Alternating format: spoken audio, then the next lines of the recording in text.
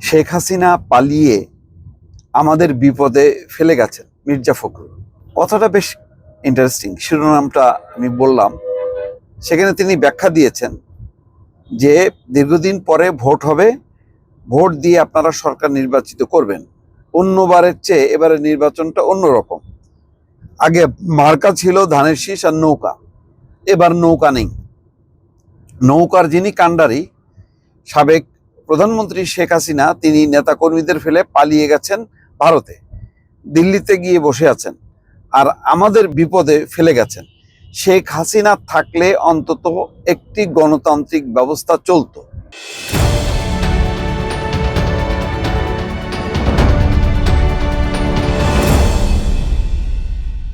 খেয়াল করেন, শেখ হাসিনা থাকলে অন্তত একটি গণতান্ত্রিক ব্যবস্থা চলতো। তিনি বলেন এবার নতুন একটা মার্কা এসছে, যারা স্বাধীনতার সময় বিরোধিতা করেছিল তারাই সরকার গঠন করতে চায়। খেয়াল করেন, তার মানে হচ্ছে কি এই যে বিপদে আসলে শেখ হাসিনা ফেললো, নাকি জামাত বিপদে ফেললো, নাকি বিএনপি নিজে থেকে বিপদে পড়ে গেল, এটাও একটা আলোচনার বিষয় আছে। শেখ হাসিনার তো এরকম পতন একেবারে কেউ চিন্তা করতে পারে নাই, কিন্তু পতন হলে এরকমই মানে হওয়ার কথা নিয়ম অনুযায়ী, এটা সবাই জানতো। শেখ হাসিনা নিজেও জানতেন, বলতেন যে মৃত্যুর মধ্য দিয়ে আমার পতন ঘটবে। তো মৃত্যু ঘটেনি, মোটামুটি মানে তার মান সম্মান নষ্ট হয়েছে। একটা মৃত্যু হলেও অনেক সময় থাকে না সম্মানজনক মৃত্যু, সেই মৃত্যুটা হয়নি, বা সেই মৃত্যুর মধ্য দিয়ে পতন হয়নি। জীবিত গেছেন, কিন্তু খুবই বেজ্জতিকর অবস্থার মধ্যে দিয়ে গেছেন। যাই হোক, উনি যাওয়াতে আসলে পুরো রাজনীতির পাল্টে গেছে। শেখ হাসিনা নাই তো নাই, ঝাড়ে বংশে নাই, নৌকা নাই, আওয়ামী লীগ নাই। এই যে নাই হওয়াতে সুবিধাটা কার হয়েছে? সুবিধাটা হয়েছে একমাত্র জামাত ইসলামী। তারা ধাই ধাই করে তারা ওই জায়গাটা পূরণ করছে ভয়ঙ্করভাবে, ধর্মীয় মোড়কে, যেটা গণতান্ত্রিক রাজনীতির জন্য বিপদ। এটা সত্য। এখন বিপদে পড়ে গেছে আসলে বিএনপি। কিভাবে? আগে মানে জামাত ছিল একটা সাপোর্টিং হ্যান্ড, মানে মানে সহকারী বা সহযোগিতাকারী, তারা যোগান দিত, সাপোর্ট দিত। যেমন জাতীয় পার্টি সাপোর্ট দিত আওয়ামী লীগকে, আর জামাত ইসলাম দিত হচ্ছে বিএনপিকে। তো দুইটা মিলেই তারা লড়াই করতো, ফলে বিএনপির চাপটা কম থাকতো।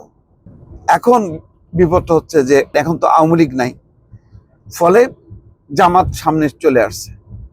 যে জামাত নিয়ে আগে কখনো বলতো না বিএনপি যে তারা স্বাধীনতা বিরোধী, মুক্তিযুদ্ধ বিরোধী, এখন তাদেরকে ওই কথা বলতে হচ্ছে।